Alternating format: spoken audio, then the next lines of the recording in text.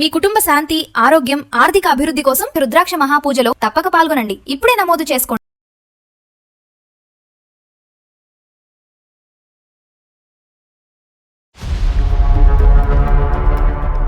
వాళ్ళ పిల్లలతోనే ఉంటున్నావు, నేను నీ కన్న కొడుకుని కాదు, నన్ను వదిలేసావు అని చాలా ఇది చేస్తున్నాడు సార్. అసలు నేను తట్టుకోలేకపోతున్నాను వాడు అలా మాట్లాడుతుంటే.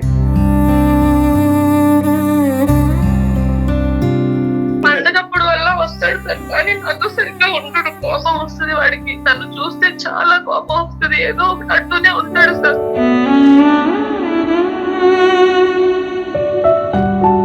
ఒక 2 minutes మాట్లాడినానా అమ్మ? ఇక్కడ మేము ఎక్కడా కూడా అమ్మ నాకమ్మ లేదండి. నా కోసం ఆవిడ ఏం చేయలేదండి. ఆవిడ హ్యాపీనెస్ కోసం ఆవిడ వెళ్ళిపోయారు, ఆవిడ స్వార్థం కోసం. అలాంటి పిల్లలు ఎందుకు చేసుకోవాలండి? ఒక చేసుకునేటప్పుడు నేను ఎందుకు కనాలండి? ఊళ్ళో నాన్న మాటలు పడుతున్నాను, మీ అమ్మ నేను వదిలేసింది, నువ్వు దరిద్రుడివిరా, ఏం బతుకురా నీది. ఎవరితో అయినా సజెషన్ ఇస్తామని మాట్లాడుతున్నా కానీ ఫస్ట్ నీ బతుకు చూసుకోవాలి, నువ్వు నీ ఫ్యామిలీ సర్వ్ చూసుకో, తర్వాత చెప్తూ అని ఎత్తిస్తున్నారు. వాళ్ళకి నేను ఏ సమాధానం చెప్పాలి? దూరంగా ఉంటే నేను ఎంత నరకం అనుభవిస్తున్నానో నాకు తెలుసు. నీకు మంచిగా నీ పిల్లలు ఉన్నారు కదా, వాళ్ళతో హ్యాపీగా ఉండు, నాతో నా జోలికి రాక అసలు వద్దు. సుమన్ టీవీ వాళ్ళకి నాకు చాలా రెస్పెక్ట్ ఉంది, సొసైటీలో మంచి పేరు ఉంది. వాళ్ళు మాట్లాడుతున్నారు అనేసి మధ్యలో మాట్లాడుతున్నారు, లేకుంటే ఎప్పుడో మొహం మీద కాలు కట్ చేసేవాడిని నేను. మంచి స్కూల్స్, మంచి ఎడ్యుకేషన్ ఇచ్చుంటారు, కానీ ఒక్క మాటతో మీ 10 మాటలు కొట్టేశాడు కదా వాడు. అమ్మ ఇవన్నీ ఇచ్చావు, తల్లి ప్రేమ ఏదమ్మా, గివెట్ ఇవ్వగలరా అప్పుడు? నాన్న ఇది వేసుకో, నీకు బాగుంటుంది, మా బంగారు కొండ అనడానికి నాకు ఎవరున్నారు? నా బతుకి ప్రేమ లేదండి. ఏదంటే డబ్బులు పంపిస్తున్నాం, డబ్బులు నాకు అన్నం తినిపించగలదా? డబ్బులు నన్ను చేపెట్టుకు నడిపించగలదా? వాళ్ళు అంటున్నారు, వీళ్ళు అంటున్నారు, నేను బ్రతకను అని నువ్వు అంటున్నావు. నీ మనస్సాక్షిమే చేసుకుని, నువ్వు ఒక 18-19 year old బాయ్, నీ మనస్సాక్షిమే చేసుకుని నువ్వు మాట్లాడు. మీ అమ్మ తప్పుడు క్యారెక్టరా? మీరు అందరి గురించి ఆలోచించారు, అమ్మ, నాన్న, చెల్లి, అక్క, తమ్ముడు, ఈ భర్త గారి గురించి ఆలోచించారు, మీ భర్త గారి పిల్లల గురించి కూడా. లిస్టులో అందరూ ఉన్నారు, కానీ నెంబర్ 10 కింద నీ కొడుకున్నాడు. అదే ప్రాబ్లం.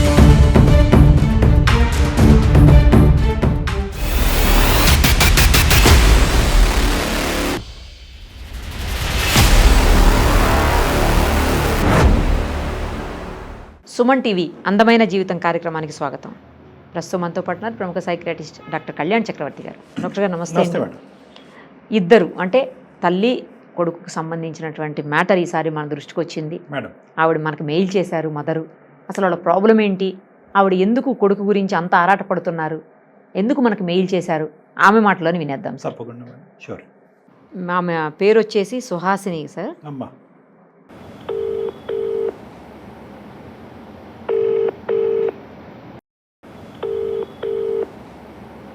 హలో హలో అమ్మా, సుహాసిని గారేనా? అవునండి, మీరెవరు? అమ్మ నమస్తే, నేను నిరుపమ, సుమన్ టీవీ నుంచి మాట్లాడుతున్నానమ్మా. అందమైన జీవితం కార్యక్రమానికి మీరు మెయిల్ చేశారు కదా. నమస్తే మేడం. నమస్తే అమ్మా. మీరు ఎట్లా చేస్తారని నేను అసలు అనుకోలేదు. నా మెసేజ్ చూసి ఎన్ని వందల వేల మెసేజ్, ఆ మెసేజ్ చూసి మీరు ఫోన్ చేశారంటే చాలా ఆనందంగా ఉంది మేడం. అమ్మా మీది సమస్య బాధగా అనిపించింది, ఒక తల్లిగా మీరు ఎంత ఆరాటపడుతున్నారో అవన్నీ మాకు అర్థమైంది, అందుకే మీకు కాల్ చేసాము. మనతో పాటు డాక్టర్ కళ్యాణ్ చక్రవర్తి గారు కూడా ఉన్నారమ్మా. ఒక్కసారి అసలు ఏం జరిగింది ఏంటి అనేది మీరు ఎక్స్ప్లెయిన్ చేస్తే సారు నేను కలిసి దానికి ఏమన్నా సొల్యూషన్ చెప్పగలుగుతామేమో ఒకసారి చూద్దామమ్మా. సుహాసిని గారు నమస్తే సార్. నమస్తే అమ్మా, ప్లీజ్ చెప్పండి అమ్మా. నా కొడుకు గురించి మీకు ఒక మాట చెప్పాలని చేశానండి. అదే అర్థమైందమ్మా, మెయిల్ ద్వారా అర్థమైంది, వివరాలు చెప్పండి. చెప్తానండి. నాకు ఫస్ట్ మ్యారేజ్ అయిందండి. అయితే మా హస్బెండ్ సరిగ్గా చూసుకోవట్లేదు, చాలా టార్చర్ పెడుతున్నాడని మా అమ్మగారు ఇంటికి వచ్చేసానండి వదిలేసి. ఓకేనమ్మా.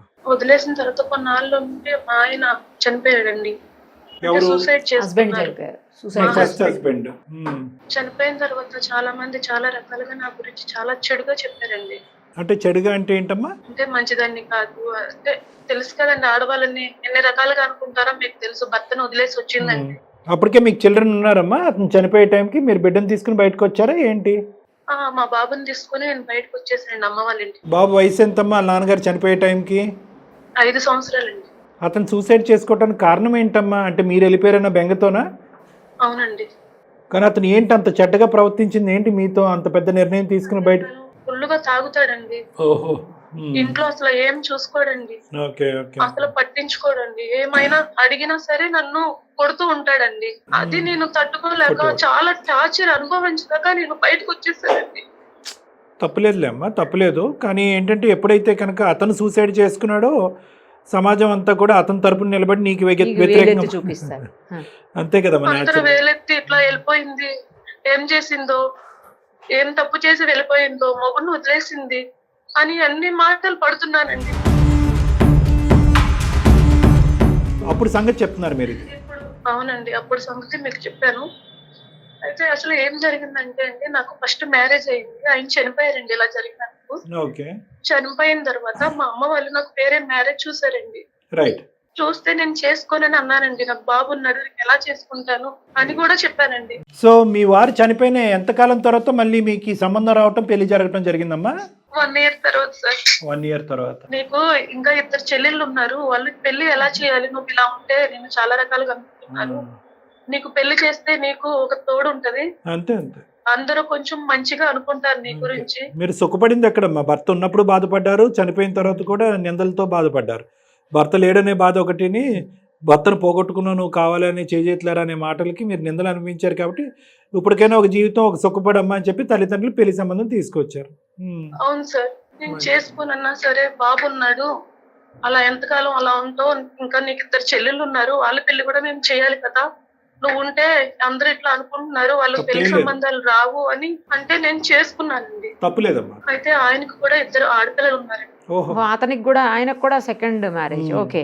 పెళ్లి టైంకి నీ కొడుకు ఏజ్ ఎంతమ్మా? 5 years అన్నారు ఆయన చనిపోయేటప్పటికి. 5.5 6 years అయ్యింది. 6 years. సో చిన్న పిల్లడు, అతనికి 2 ఆడపిల్లలు. సంబంధానికి వచ్చినప్పుడు వాళ్ళ పిల్లల్ని కూడా తీసుకొచ్చారండి. తీసుకొస్తే మా బాబుకి వాళ్ళ పిల్లలకి కొట్టుకోవటం చాలా, వాళ్ళకి వీళ్ళకి బాబుకి పడలేదండి.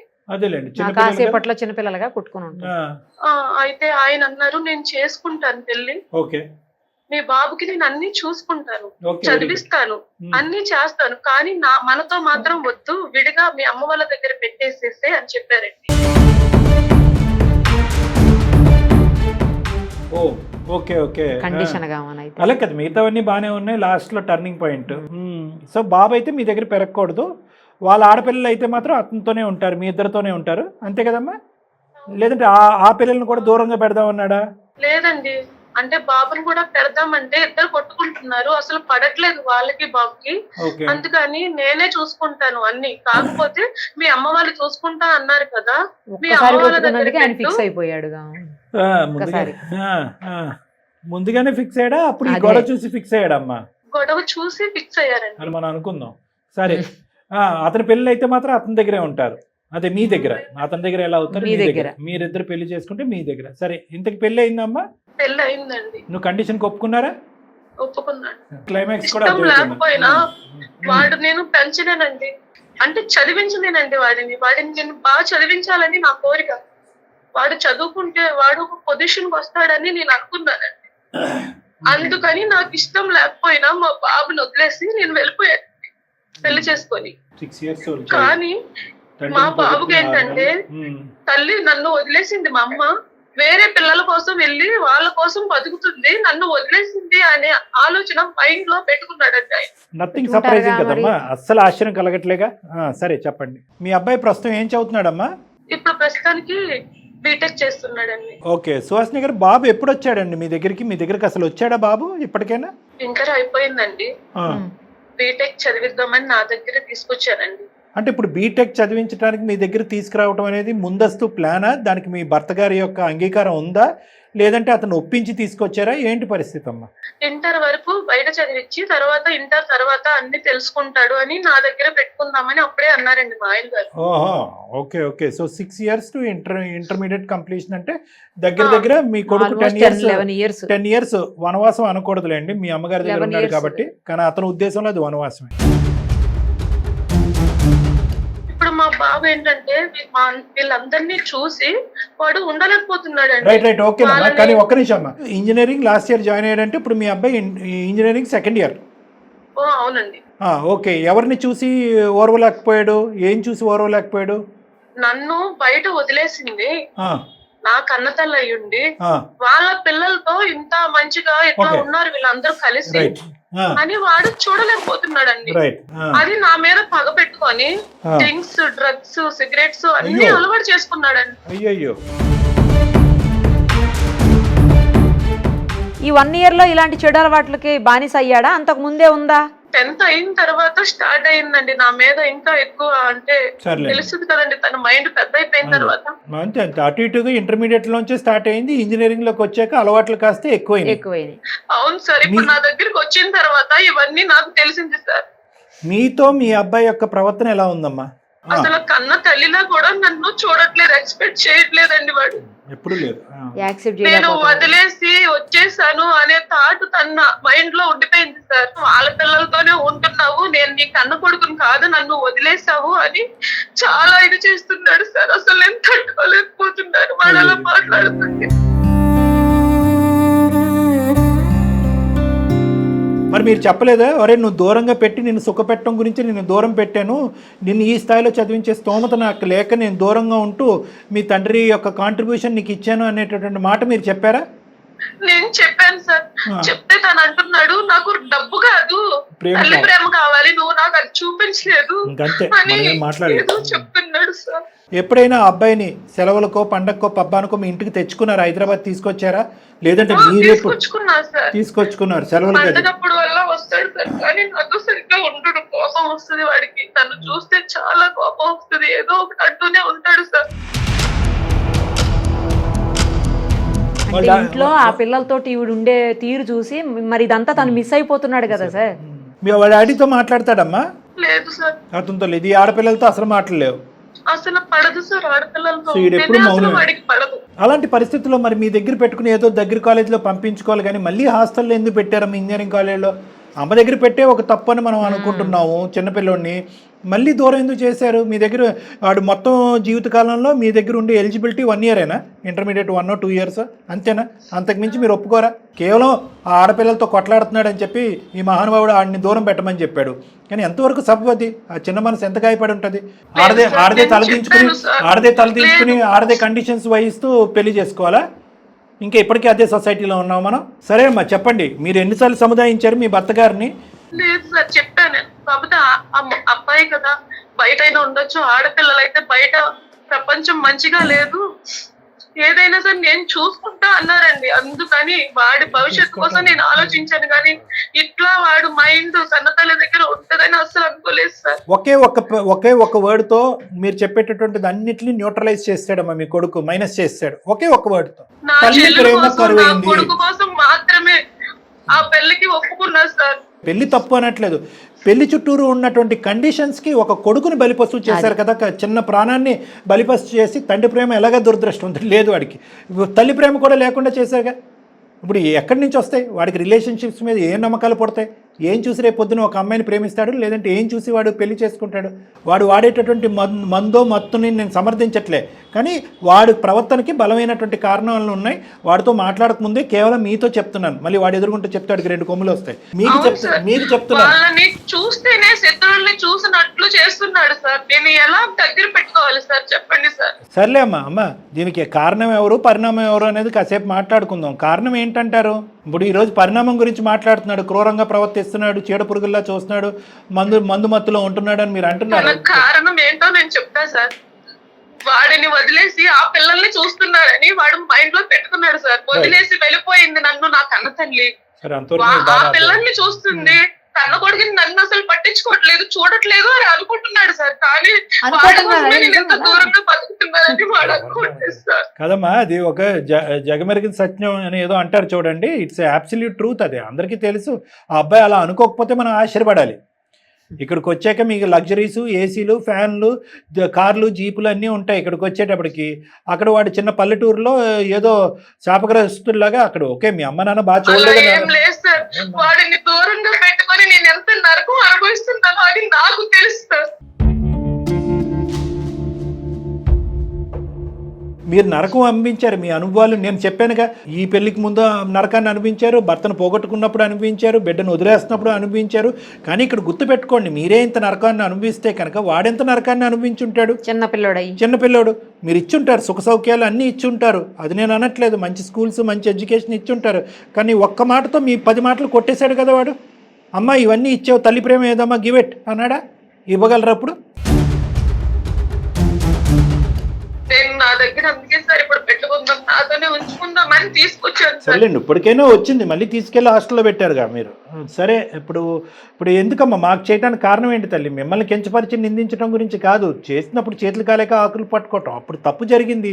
మీరు కొద్దిగా గట్టిగా మాట్లాడవలసి వచ్చింది. ఇతను కాకపోతే ఇంకొకరు వచ్చిండేవాడు పెళ్లి చేసుకోవడానికి అనుకుంటున్నాడు సార్ వాడు, కానీ వాడి కోసమే నేను బ్రతుకుతున్నానని అది వాడు తెలుసుకోవాలి కదా సార్. వాడి వయసు ఎంతమ్మా? వాడి వయసు ఎంత? వాడు పెరిగిన వాతావరణం ఏంటి? వాడికి ఎంతకాలం ఒక కుటుంబం అనేటటువంటి ప్రపంచాన్ని మీరు చూపెట్టారు. వాడు తెలుసుకోవాలి. సరే, వాడికి తెలిసింది, అయితే వాడు బాధ కాకుండా ఆలోచించా సార్. వీడొచ్చిన పిల్లలు సార్, వాళ్ళు ఆడపిల్లలు ఉన్నారు 2, వాళ్ళ గురించి కూడా నేను ఆలోచించుకోవాలి, వీడి గురించి కూడా ఆలోచించుకోవాలి. ఈ రెండింటికి నిర్ణయం కరెక్ట్ గా ఉంది అనుకుని నేను ఆ పెళ్లి చేసుకున్నాను సార్. కానీ ఇష్టపడి మాత్రం చేసుకోలేదు. పెళ్లి గురించి మాట్లాడలేదు, దాని గురించి డిస్ప్యూట్ ఏం లేదు. పెళ్లి గురించి డిస్ప్యూట్ లేదమ్మా. మీరు అందరి గురించి ఆలోచించారు, అమ్మ, నాన్న, చెల్లి, అక్క, తమ్ముడు, ఈ భర్త గారి గురించి ఆలోచించారు, మీ భర్త గారి పిల్లల గురించి కూడా. లిస్ట్ లో అందరు ఉన్నారు, కానీ నెంబర్ 10 కింద నీ కొడుకున్నాడు, అదే ప్రాబ్లం. సరే చూద్దాం. ఇప్పుడు అబ్బాయితో మాట్లాడమంటారా? ఆ అబ్బాయి మనసులో ఉన్న వేదన తీయాలా, అలవాట్లు మార్పించాలా, ఏం చేయాలని మాకు చేశారు? వాడికి అలవాట్లన్నీ పోవాలి సార్. వాడు మంచిగా చదువుకొని మంచిగా బతకాలని నేను కోరుకుంటున్నాను సార్. సబ్జెక్టుల్లో వెనకబడ్డా? కొంచెం తక్కువే ఉన్నాడు సార్. సో ప్రస్తుతం అబ్బాయి ఎక్కడున్నాడమ్మా? ప్రస్తుతం ఇంటికి వచ్చాడు, ఫ్రెండ్స్ తో బయటకు వెళ్ళాడు సార్. మళ్ళీ ఫ్రెండ్స్తో బయటకు వెళ్ళాడు. మరి మనం ఎలా మాట్లాడతాం? మరి ఫ్రెండ్స్ మధ్యన ఉంటే మాట్లాడేమో మనతో. ఉందా వాడి దగ్గర? ఫోన్ ఉందా? ఉంది సార్. బాబు పేరు ఏంటమ్మా? సుహాసిని గారు? పృథ్వీ పేరు బాగుంది. సరే, మరి కలపండి అయితే, మాట్లాడ. భూమి కదా సార్, భూమికి ఉన్నంత ఓర్పు ఉండాలి అని పెట్టినట్టున్నారు. పృథ్వీ కలపండి అమ్మా, లైన్ కలపండి, మేడం మాట్లాడుతూ ఒకసారి. Okay. The person you are speaking with has put your call on hold. Please stay on the line. మీరు మాట్లాడే వ్యక్తి. హలో పృథ్వీ. చెప్పు. అమ్మని రా, అమ్మని పిలవచ్చు కదరా. ఏ అమ్మా? ఎవరికమ్మా? Fire brand. ఇన్ని రోజులు ఎట్టిపోయింది అమ్మా? ఎందుకు కాల్ చేసి చెప్పు ఫస్ట్. నాకు తెలిసిన సార్ వాళ్ళు ఉన్నారు, వాళ్ళతో కొంచెం మాట్లాడవా ప్లీజ్? ఒక్కసారి నాన్న. ఏ సారి ఏం మాట్లాడాలి? హలో పృథ్వీ. హలో పృథ్వీ, నేను నిరుపమ, సుమన్ టీవీ అందమైన జీవితం కార్యక్రమం నుంచి అమ్మా. చెప్పండి మ్యామ్. అమ్మా, నాతో పాటు డాక్టర్ కళ్యాణ్ చక్రవర్తి గారు కూడా ఉన్నారు. మీ మదర్ మాకు మెయిల్ చేశారు, మీ విషయం అంతా చెప్తూ మాకు మెయిల్ చేశారు. దానికోసం మాట్లాడదాం మీతో. అసలు మీ ప్రాబ్లం ఏంటో, ఆవిడ సైడ్ నుంచి ఏం జరిగింది అనేది ఆవిడ చెప్పారు. ఒకసారి మీరు కూడా ఏమైంది, ఎందుకు మీరు ఇంత హర్ట్ అయ్యారు, మీ మనసు అంతగా బాధించింది, ఎంతగా బాధపడ్డారు మీరు, మాకు అర్థమవుతుంది. ఇవన్నీ కూడా ఒక్కసారి మాట్లాడదాము. డాక్టర్ గారు కూడా మనతో మాట్లాడతారు. ఒక్కసారి మీ వైపు నుంచి ఏముందో చెప్పండి అమ్మా. పృథ్వీ అక్కడ దాకా వెళ్ళాల్సిన అవసరం లేదు. అవసరం లేదు. ఆవిడ గారు పిల్లలతో బాగానే ఉన్నారు, హ్యాపీగా. ఆవిడ గారు నా లైఫ్ ఎలా వల్ల బతికేస్తున్నాను. ఎందుకు అక్కడ దాకా వెళ్ళడం? సరే, ఇక్కడ వరకు ఆల్రెడీ వచ్చే పృథ్వీ. నా పేరు డాక్టర్ కళ్యాణ్ చక్రవర్తి. ఒక్క 2 minutes మాట్లాడినానా? అమ్మ ఇక్కడ మేము ఎక్కడా కూడా అమ్మ అమ్మ లేరండి, నాకు అమ్మ నాన్న ఎవరు లేరండి. సరే, అనాథని బతుకుతున్నాను. సరే, నువ్వు ఇంకా ఇలాంటి ఎవరు లేరండి. అమ్మ లేదు అంటున్నాడు, అమ్మ బ్రతికే లేదని అంటున్నాడు. ఇంకా ఏం మాట్లాడతాడో మరి. ఎంతకాలం బట్టి ఎన్ని మాటలు మీరు విన్నారో నాకు తెలియదు. కానీ సరే, సుహాసిని గారు అనేటటువంటి ఒక ఆడావిడ, ఒక స్త్రీ మాకు ఈమెయిల్ పంపించింది. ఏమని అందంటే కనుక ఆ ఈమెయిల్లో, సార్ ఈరోజు నేను ఒక కొడుకుని కన్నాను, తప్పనటువంటి పరిస్థితుల్లో ఒక పెళ్లి చేసుకున్నాను. పెళ్లి చేసుకున్న తర్వాత ఆ పెళ్లిలో ఉన్నటువంటి కండిషన్ ఏంటంటే, నీ కొడుకును బాగా చూసుకుని చదివించాలి. అంటే కనుక నీ కొడుకు నా దగ్గర కాదు, వాడికి ఊహ ఎరిగేంత వరకు, తెలిసేంత వరకు నా దగ్గరకు వద్దు, మనం వేరే ఇల్లు ఉందామని చెప్పి ఒక పెద్ద ఆయన, ఒక సుహాసిని అనేటటువంటి ఆమెను పెళ్లి చేసుకున్నాడంట. వాళ్ళకి ఆల్రెడీ 2 ఆడపిల్లలు ఉన్నారంట.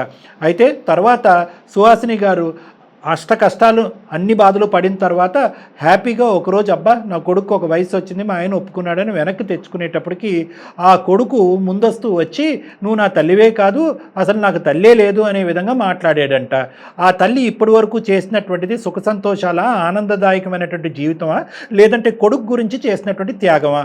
నేను సుహాసిని అనేటటువంటి ఒక స్త్రీ గురించి పృథ్వీ అనేటటువంటి ఇంజనీరింగ్ స్టూడెంట్ని నేను అడుగుతున్నాను, ఏమని చెప్తావు?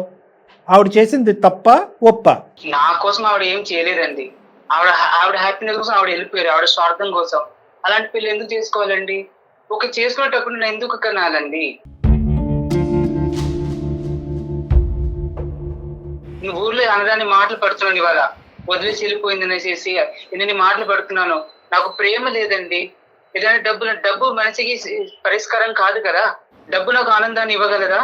నువ్వు ఎలా పెరిగావు కొన్ని వివరాలు చెప్తున్నాను. ఇప్పటికి కూడా మీ అమ్మగారిని అన్నావు, అమ్మ ఎటువంటి పరిస్థితుల్లో మీరు అలా వదిలేశారు, మీరు చేసేది అన్యాయం అన్నట్టుగా. కానీ నా కొడుకుని ఈరోజు సుఖపెట్టాలి అంటే కనుక నా కొడుకు లేనటువంటిది లేదంటే నా కొడుక్కి తల్లి లేనటువంటి పరిస్థితి తీసుకొస్తేనే నా కొడుకు సుఖపడతాడు అనే ఉద్దేశంతో నేను నా మనసుని బాధ పెట్టుకుంటూ నా కొడుకుని అక్కడ పెట్టాను అని మీ అమ్మగారు అన్నారు.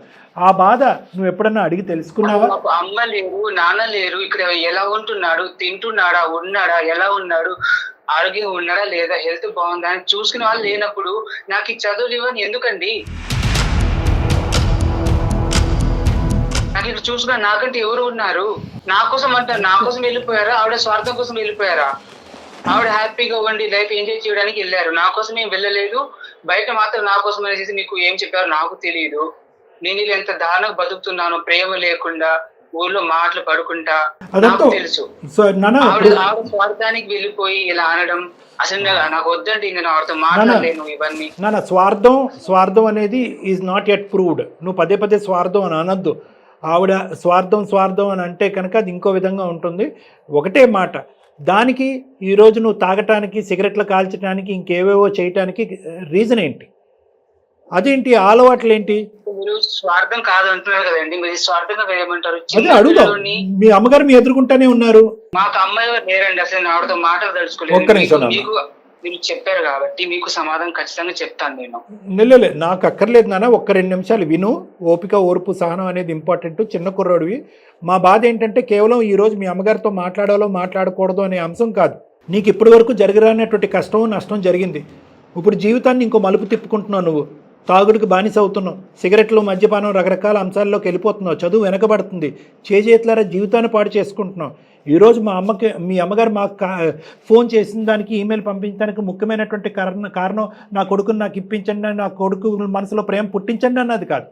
ఇదేంటండి, నా కొడుకు గాడి తప్పుతున్నాడు, ఈ అలవాట్లకు బానిస అవుతున్నాడు, ఇటు ఎటు దిక్కుపోతాడు అనేది నాకు భయంగా ఉందండి, మంచి మార్గంలో పెట్టండి అంటే కళ్ళెదురుగుంటే. నిజంగా స్వార్థం అయితే తల్లి ఏమని అడుగుతుంది? ఏమంటే నా కొడుకు ఇప్పుడు నాకు కావాలండి, నా కొడుకు ప్రేమ నాకు కావాలండి, నేను రేపు వృద్ధాప్యంలోకి వెళ్ళిన తర్వాత నాకు నా కొడుకే కదండి చూసుకోవటానికి ఉన్నది అనేటటువంటి మాట అనాలి. అలా అనలేదు. ఎప్పుడైతే నువ్వు వెళ్ళినప్పుడు మాత్రం కొడుకు కావాలి, అసలు దారి తప్పడానికి కారణం ఏంటండి? ఆవిడ గారే కదా. ప్రేమ లేకపోవడం వల్లే కదా. ఊళ్ళో నాన్న మాటలు పడుతున్నాను, మీ అమ్మ బజార్ది నేను వదిలేసింది, నువ్వు దరిద్రుడివిరా, ఏం బతుకురా నీది. ఎవరితో అయినా సైజుని ఇస్తామని మాట్లాడుతున్నా గానీ ఫస్ట్ నీ బతుకు చూసుకోవాలి, నువ్వు నీ ఫ్యామిలీ సర్వ్ చూసుకో, తర్వాత చెప్తూ అని ఎత్తేస్తున్నారు. వాళ్ళకి నేను ఏ సమాధానం చెప్పాలి? నా మనసులో బాధ ఎవరికి చెప్పుకోగలను నేను? అన్ని అవమానాలు చేశావు. చెప్పండి సమాధానం. ఆవిడ గారు బాధపడుతున్నారు, ఓకే, మరి నా బతుకు, నా పరిస్థితి ఏంటి? నానా ఆవిడ బాధ 50% అయితే కనుక నీ బాధ 100%. ఇందాక మీ అమ్మగారికి అదే చెప్పాను. నీకు వయసు ఉంది, ఒక అనుభవం ఉంది, ఒక ఆలోచన ఉంది, నువ్వు అనుభవించావు, కాదనట్లేదు. ఆ పసిప్రాణం ఎంత దిక్కుతోచిన పరిస్థితి. అమ్మ వాళ్ళు బతకపోవడం ఎలా ఉన్నా కానీ అట్లీస్ట్ సమాజంలో ఒక జాలి, గౌరవమైన ఉంటుందండి. ఇలా తల్లి ఉండి కూడా లేకుండా ఎంత దరిద్రంగా బతుకుతున్నానంటే ఆ బాధ నాకు మాత్రమే తెలుసు. అమ్మ నాన్నలు ఉండి లేకుండా బతికే వాళ్ళు వేరు, అమ్మ నాన్న లేకపోయినా సరే పాపం వాడికి ఎవరు లేరు అని ఒక జాలైనా ఉంటుంది. కానీ అమ్మ ఉండి కూడా లేకుండా, ఎవరు లేకుండా నేను ఎంత దరిద్రంగా బతుకుతున్నానంటే అది నాకు మాత్రమే తెలుసు. లేదు పృథ్వీ, నువ్వు లేకుండా నేను కూడా అలానే ఉన్నా, సేమ్ నీకులానే ఉన్నారా?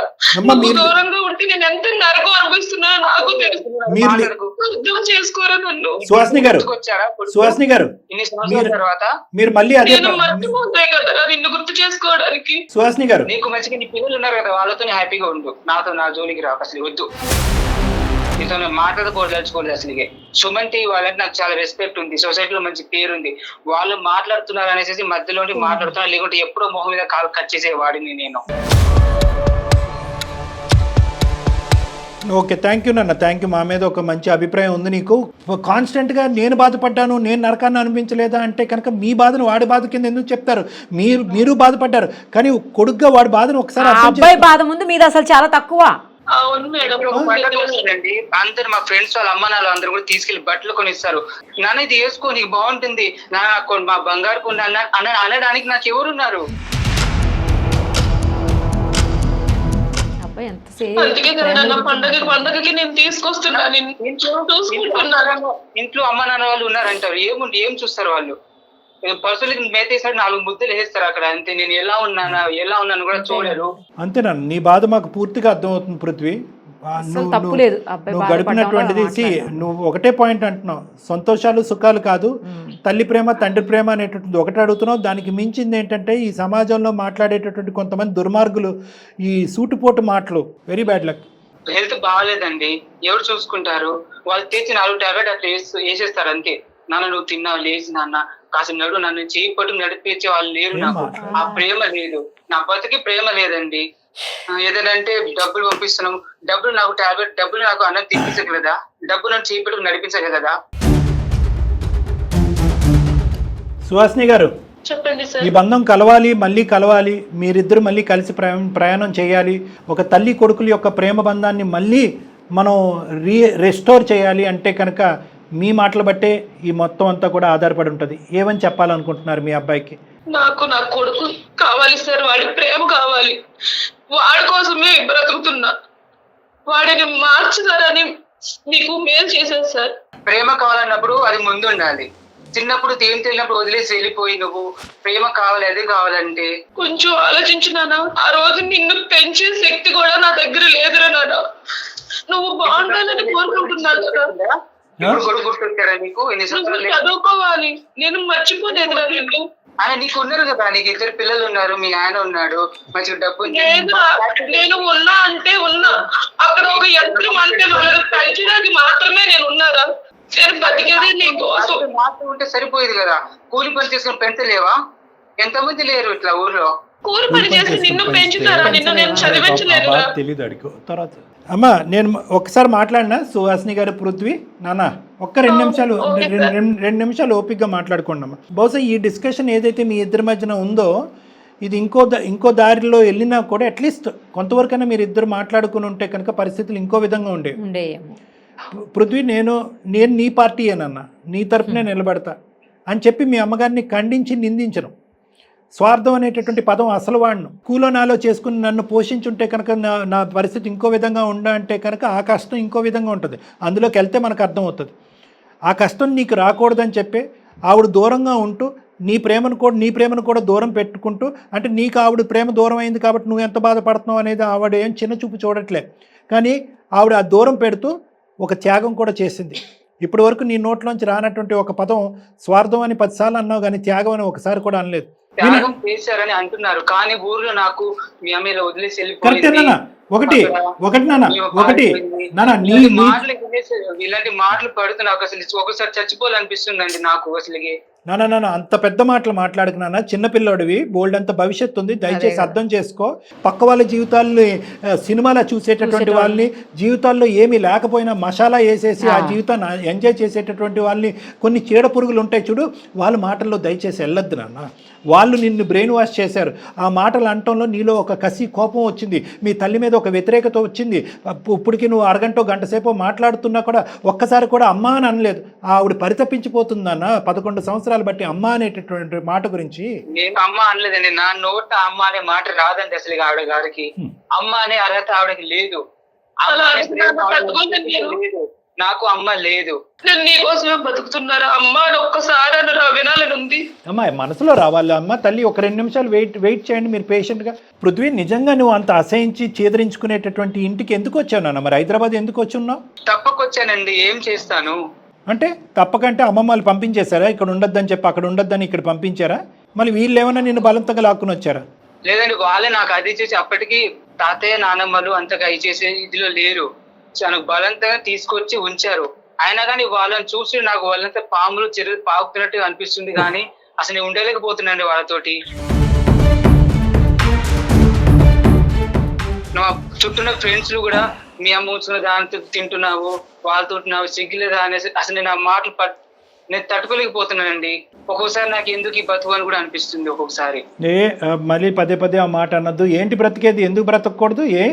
ఓకే, తల్లి ప్రేమ లేక పెరిగావు, 11 సంవత్సరాలు పెరిగావు, ఇంకొక 80 సంవత్సరాలు నీ కళ్ళెదురుగుంటూ ఉంది. మీ అమ్మ నువ్వు కలిసి మినిమం ఒక 40-50 సంవత్సరాలు కలిసి ప్రయాణం చేయొచ్చు. వద్దా? జీవితం చచ్చిపోతావా ఈ లోపలే? వాళ్ళు అంటున్నారు, వీళ్ళు అంటున్నారు, నేను బ్రతకను అని నువ్వు అంటున్నావు. నీ మనస్సాక్షిమే చేసుకుని నువ్వు ఒక 18-19 year old బాయ్, నీ మనస్సాక్షిమే చేసుకుని నువ్వు మాట్లాడు. మీ అమ్మ తప్పుడు క్యారెక్టరా? సమాజం 4 మాటలు అంటే కనుక అవి నిజాలు అయిపోతాయా? మీ తల్లి ప్రేమ ఆవిరైపోతుందా? సరే పృథ్వీ, నేను ఒక పాయింట్ చెప్తున్నాను. గతం ఏదైతే జరిగిందో ఆ రోజులు నేను తీసుకురాలేను, ఎవరు తీసుకురాలేరు. సంతోషించవలసినటువంటి అవసరం ఏదన్నా ఉంది అంటే కనుక ఎప్పటికైనా తల్లి కొడుకులు ఒకటయ్యారు అనేటటువంటి ఆనందాన్ని మనం అందరం ఆస్వాదిద్దాం. ప్రత్యేకంగా నువ్వు ఈరోజు నీ చదువు, నీ జీవితం కాంప్రమైజ్ అయ్యి ఉండేది. దాన్ని కాపాడటం గురించి ఆవిడ బాధపడింది, నిన్ను బాధ పెట్టింది. ఇప్పటికీ మీరిద్దరు ఒకటయ్యారు. ఈ తల్లి కొడుకుల బంధం విడదీయలేనటువంటిది. లేదండి, నాకు అమ్మ కావాలి, కానీ ఇలాంటి అమ్మ నాకు వద్దండి.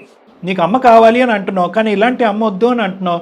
మరి నీకు కావాల్సిన లాంటి అమ్మని ఎక్కడి నుంచి తీసుకొద్దాం?